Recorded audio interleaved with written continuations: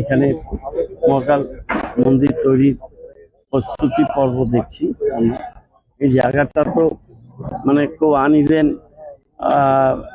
মানে জঙ্গলি গাছ টাছ দিয়ে ভর্তি ছিল, কিন্তু এখানে আমাদের দেশের সবচেয়ে বড় মহাকাল মন্দির হতে যাচ্ছে।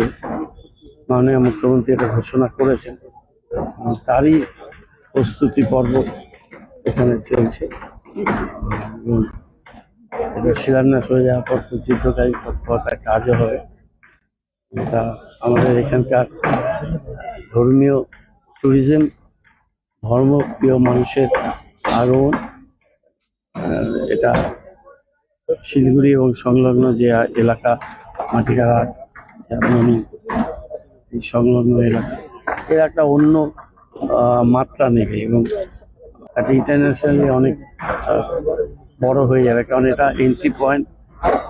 চারিদিক থেকে লোক আসবে, আমি এটা অনুভব করতে পারি। মহাকালে ভক্ত সবাই, পাশেই নেপাল, এদিকে ভুটান এবং অনেক প্রতিবেশী রাজ্যও আছে, এবং আমাদের রাজ্যের বাইরে পাশে এয়ারপোর্ট, এদিকে স্টেশন। এই জায়গাটা একটা খুব অসাধারণ একটা প্রকল্প।